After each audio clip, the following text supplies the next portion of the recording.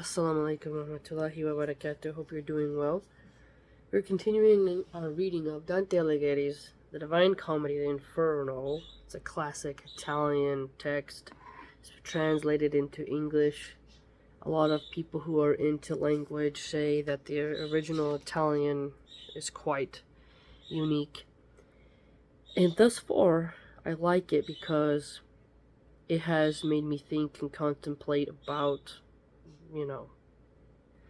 what the next abode looks like, and it's creative, so it allows you to have a bit of escape from the regular monotony of life. I like taking in a lot of complex stuff, but then creative stuff allows you to kind of soothe your mind and explore many things in life because you've sparked your imagination. So reading texts that are creative helps to spark your imagination, which can help you have a little bit more enthusiasm in life, I'd argue. So, let's begin. We are in canto number 25, right? At the conclusion of his words, the thief lifted his hands aloft with both the figs, crying, "Take that, God, for at thee I aim them." From that time forth the serpents were my friends, for one entwined itself about his neck, as if it said, "I will not thou speak more," and round his arms another. So we have one around the neck and one around the arms, and round him, clinching itself together so in front, that with them he could not a motion make. Pistoia, Pistoia, why resolve not to burn thyself to ashes, and so perish, since in ill-doing thou thy seed excellest? Through all the sombre circles of this hell, spirit I saw, not against God so proud, not he who fell at Thebes down from the walls. He fled away, and spake no further word, and I beheld a centaur full of rage come crying out, Where is the scoffer?" So a centaur, half human, half horse. I do not think Maremma has so many serpents as he had all along his back. Now how creepy would that be? To have a bunch of snakes all over you, the smell.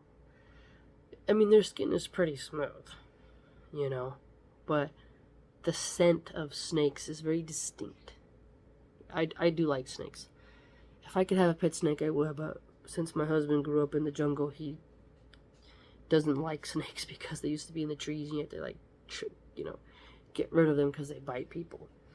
So, he has a different alarm mechanism in his body when he smells a snake. But just having them all over you, it's like, you can think of like the smoothness, or you can just feel like the creepiness. So here you are prompted to think about which you would feel.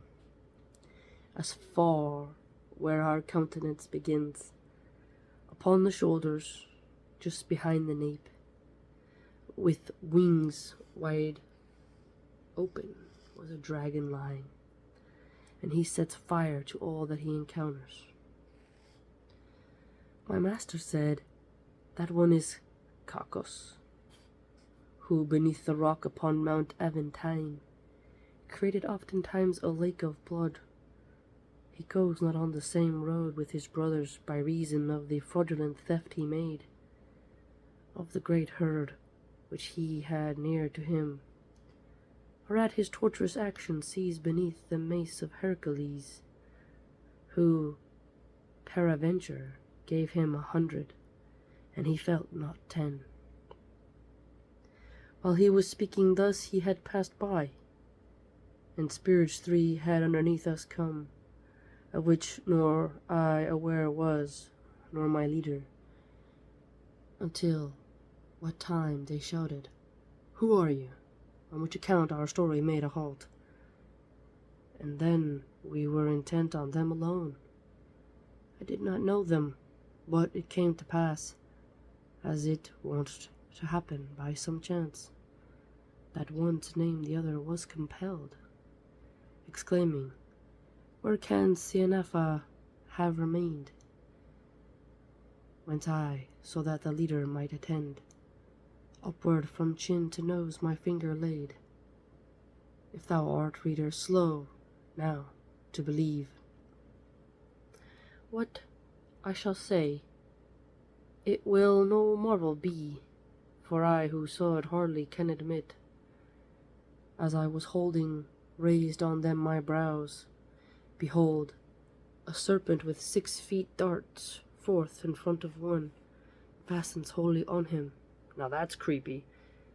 Snakes look weird enough, right? But with 6 feet. And it just gets on him. So we're seeing a lot of reptiles in the circle of hell. Okay. We see centaurs, serpents, a dragon that sets fire to things. And now we have a serpent again with feet. So lots of reptilian themes here. And the thing about reptiles, also, you have to think in a symbolical nature, is that they don't have the mammalian compassion as much, right? The cold-blooded cliche, you know? They're quite different. Look at the anaconda gives birth live, and those things just wiggle on out. Just go on about their day. Although a crocodile, an alligator, they will protect their nest if you try to take their eggs. But, you know, they will eat you with no hesitation. They're not a dog. So having hell filled with lots of reptiles and reptilian-themed monsters is quite different. With middle feet it bound him round the paunch, and with the forward ones his arms it seized. Then thrust its teeth through one cheek and the other. So one cheek and then through the other. Oof. The hindermost is stretched upon his thighs, and put its tail through in between the two, so it's the tail is like winding on the legs, and behind along the reins outspread it. Ivy was never fastened by its barbs unto a tree, so poison ivy, if you're not aware, kills trees. When I volunteered once for the park service, we had to go and cut poison ivy off trees, and they choke out and suck up all the water, and like they can take down a tree, and if you touch the leaves it's so itchy. And they have these strange little like sprouts that like cling to the tree, but they are a creeping vine. But when he mentions ivy was never fastened by its barbs into a tree, so as this horrible reptile, because sometimes the ivy can wrap around the biggest trees, like to where you can't even see the tree anymore, right? Can't see the bark, it kind of suffocates it, doesn't allow it to really get as much sun as it should. It's intense if you've ever seen it. So they're describing this reptile as all-encompassing like that. You know, that's a lot. Upon the other's limbs entwined its own. Then they stuck close, as if of heated wax. As if of heated wax. So, you know when you've poured wax on you? Like, I've made beeswax candles, so when you actually get some on your hand, it like covers, and so I can imagine that. They had been made and intermixed their color. Nor one nor other seemed now what he was. E'en as proceedeth on before the flame, upward along the paper a brown color, which is not black as yet, and the white dies. And the other two looked on, and each of them cried out, O me, Agnello, how thou changest! Behold, thou art neither two nor one. Already the two heads had become one, when there appeared to us two figures mingled into one face, wherein the two were lost. Of the four lists were fashioned the two arms, the thighs and legs and the belly and the chest members became that never yet were seen. So people just being engulfed, just a bunch of people being punished by these reptiles, just wrapping them up like they're a deer. Every original aspect there was cancelled. So essentially, they're so engulfed with snakes that you can't really see their body parts. Garter snakes, when they mate, sometimes they're in this big pile, it's like a big knots and balls of snakes. So imagine that type of scene. Two and yet none did the perverted image appear, and such departed with slow pace, even as a lizard under the great scourge of day's canicular, exchanging heads, lighting appeareth, if the road it cross. Thus did appear, coming towards the bellies of the two others, a small fiery serpent. So a small fiery serpent, livid and black as the peppercorn. Black peppercorns are really black. And in that part whereat is first received our ailment, it, one of them transfixed, downward fell in front of him extended. The one transfixed looked at it, but said not, nay, rather with feet motionless he yawned, just as if or fever had assailed him.